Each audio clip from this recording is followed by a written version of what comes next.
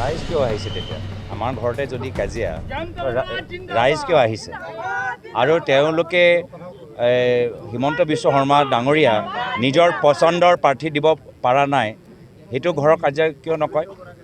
আমি কি গম ভাবিছিলোঁ আমি মুখ্যমন্ত্ৰী আটাইতকৈ পচন্দ ব্যক্তি যিজন আজি লোকসভা খেলিব নোৱাৰিলে সেইজনকে টিকেট দি মন্ত্ৰী বনোৱা আমি এটা সিদ্ধান্ত তেওঁলোকৰ আছিলে এই যে দিব নোৱাৰিলে মুখ্যমন্ত্ৰীৰ বিৰুদ্ধে এতিয়া RSS সৰব হৈছে সেইখিনি কথা কিয় নকয় আপোনালোকে তো সেই সবেই কথাবোৰ জানে যে নহওক আজি আমি আহিছোঁ এই সমষ্টি ৰাইজক একত্ৰিত কৰিবলৈ আপোনালোকে আমাৰ দুয়োজনৰ কথাবোৰ শুনিলে ৰাইজক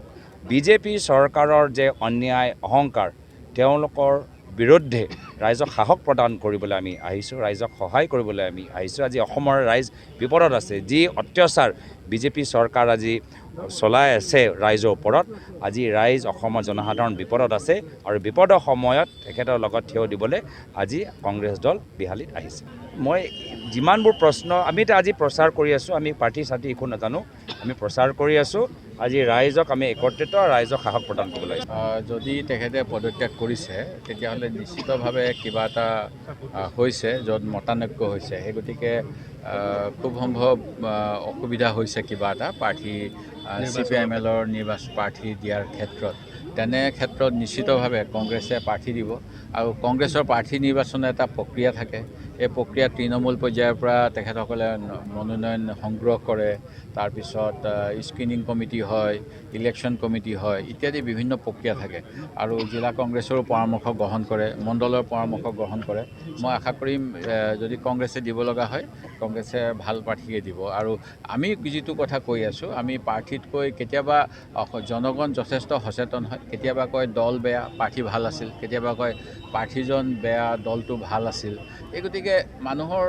প্ৰকৃততে কথাখিনি অলপমান অসুবিধা তথাপিতো আমি যিটো যুদ্ধ বৰ্তমান সময়ত কৰি আছোঁ এয়া হ'ল যে বিজেপিৰ বিৰুদ্ধে এটা যুদ্ধ সেই গতিকে আমি দল বা প্ৰাৰ্থীৰ বিপৰীতে বিজেপি বিৰোধী শক্তিবিলাকে যাতে একত্ৰিত হৈ ভোট বিভাজন নোহোৱাকৈ ভোট দিয়ে তাৰ বাবে প্ৰচেষ্টা লৈছোঁ আৰু সেই গতিকে আজি আমি প্ৰাৰ্থী নিৰ্বাচন নহ'লেও বিজেপি বিৰোধী শক্তিখিনি যাতে শক্তিশালী হয় তাৰ বাবে পূৰ্ব নিৰ্ধাৰিত কাৰ্যসূচী অনুসৰি আজিৰ এই যাত্ৰা চাওক বিজেপি বিৰোধী শক্তি একত্ৰিত হৈ থাকিব মই আশা কৰোঁ যে সকলোৱে ৰাইজে বিচাৰে এইখন চৰকাৰৰ পতন হোৱাটো ৰাইজৰ বিচৰা মতে আমি সকলোৱে কামখিনি কৰি যাম মই সঁচাকৈ কৈছোঁ ইমান তথ্য মোৰ ওচৰতো নাই তেওঁতো যোৱাকালি সভা কৰি আহিছে ইমান ৰাতি মই নাজানো মই আজি কংগ্ৰেছৰ নৈতিক সৈনিক হিচাপে মই কংগ্ৰেছৰ নিখিল ভাৰত কংগ্ৰেছ সমিতিয়ে যি সিদ্ধান্ত লয় বা সিদ্ধান্তটো মানি ল'ম মোৰ আগতে একে স্থিতি আজিও মোৰ স্থিতিত অটল আছে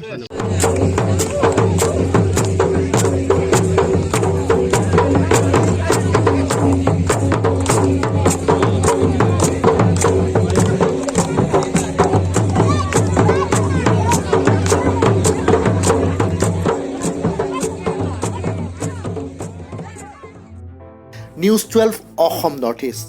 যাত্ৰা আমাৰ অবিৰত সংকল্প অপ্ৰতিৰোধ্য